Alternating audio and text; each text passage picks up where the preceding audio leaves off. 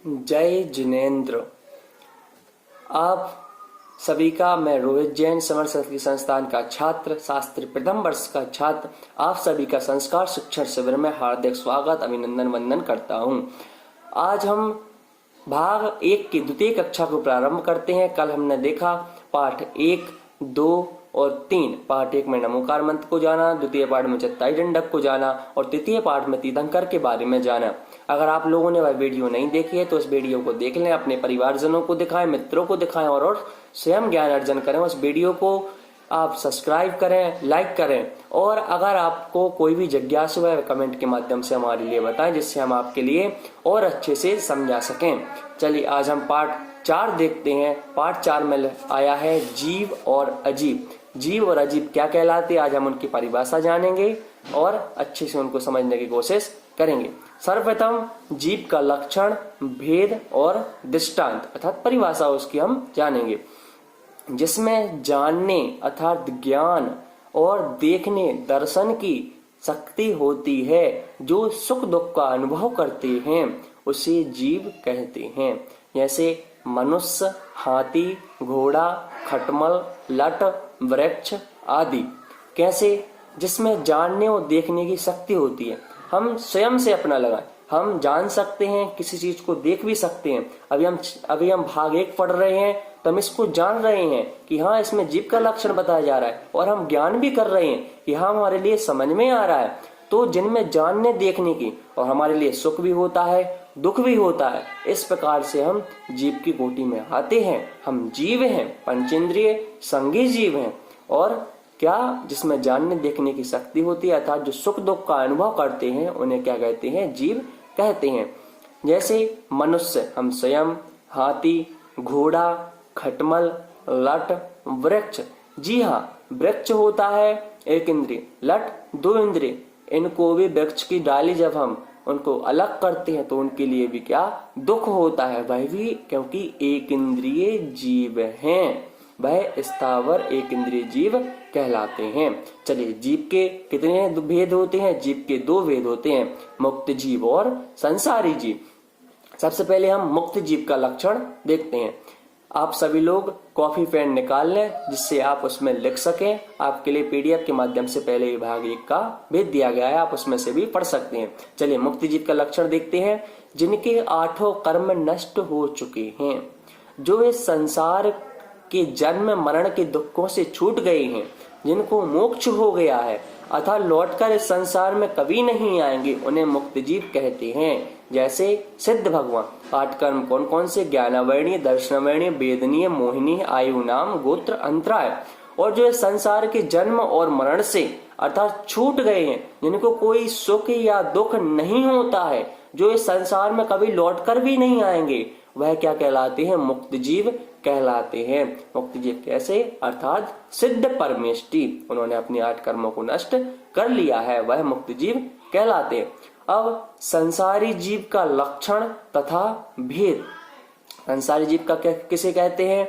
तो जो इस संसार में रहकर जन्म मरण आदि के दुखों को सहन करता है, जिनके 8 कर्म होते हैं, उसे संसारी जीव कहते हैं। जैसे नारकी, देव, मनुष्य, बंदर, जूं, बिच्छू, जोंक और वृक्ष। अर्थात हम समझें कि जो संसार में रहकर हम स्वयं अपने ऊपर लगाएं, हम संसार में रहते हैं, जन्म और दुखों का क्या करते हैं? हम भोगते हैं उनके लिए। और इस संसार में क्या हमारे 8 कर्म का प्रति समय हमारे लिए एक न एक कर्म का बंध होता रहता है। हम कर्म ऐसे करते हैं क्योंकि हम ऐसा एक समय भी, 1 सेकंड भी ऐसा नहीं रहता जिसके हमारे लिए क्या कर्म का बंध नहीं होता है। सोते हुए भी हमारे लिए कर्मों का बंध होता ही रहता है।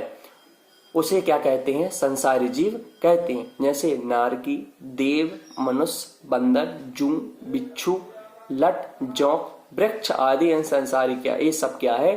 संसारी जीव कहलाते हैं। आगे मुक्त जीव और संसारी जीव में अंतर क्या है?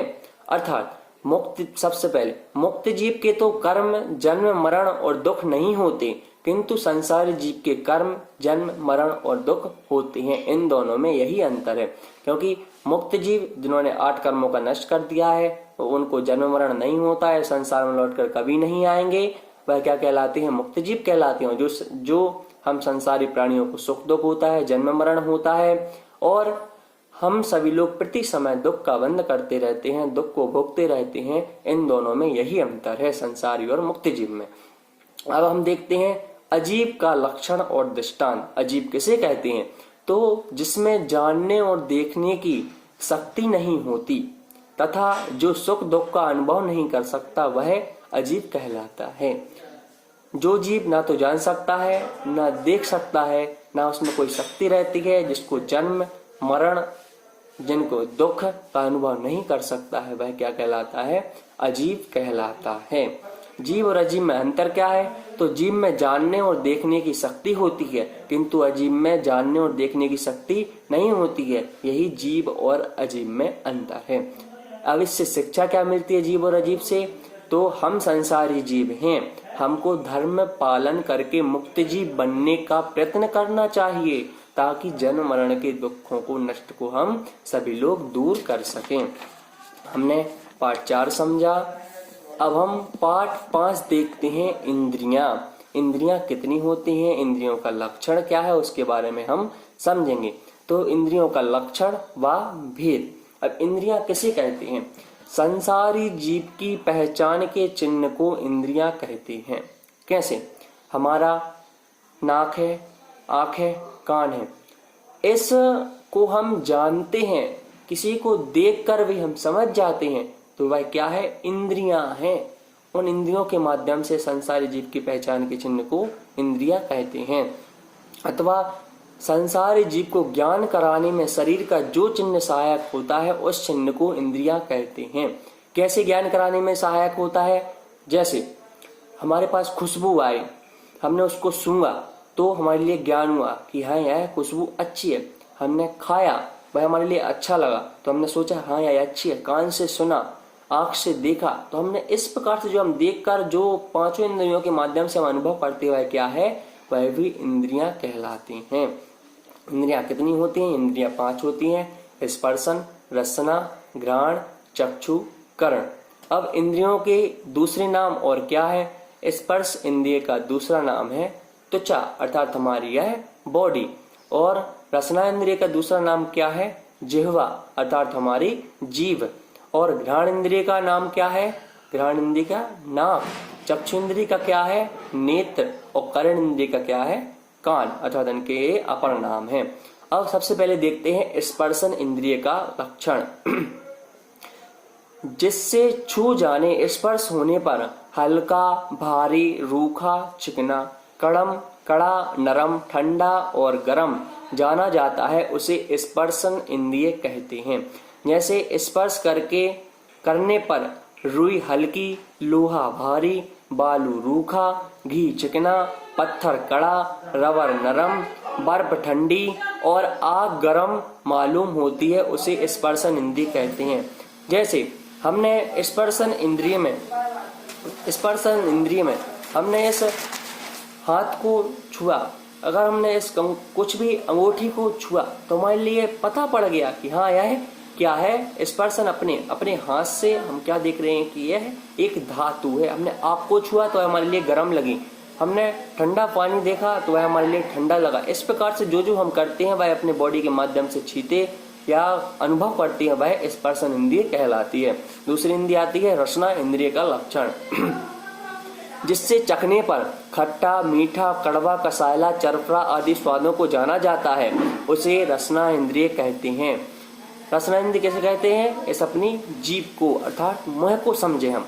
तो जिससे चखने पर हमारे लिए, जैसे चखने पर नींबू खट्टा लगे, गुलाब जामुन मीठा लगे, रसगुल्ला मीठा लगे, नीम हमारे लिए कड़वी लगे, मिर्च चरपरी लगे, आंवला कसायला मालूम होता है। इस प्रकार से रसना इंद्रिय का यह उदाहरण है और रसना इंद्रिय का यह लक्षण होता है। तीसरी इंद्रिय आती है घ्राण इंद्रिय, अर्थात नाक। तो जिससे सूंघने पर हमारे लिए सुगंध और दुर्गंध की प्रतीति होती है,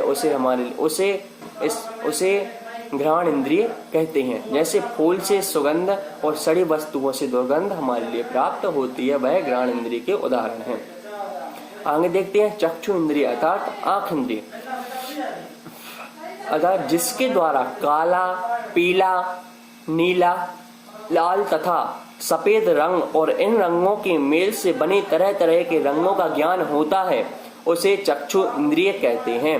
जैसे चांदी सफेद लगे, चांदी सफेद, कोयला काला, सोना पीला, मोर पंख नीला, गेरू लाल मालूम होता है।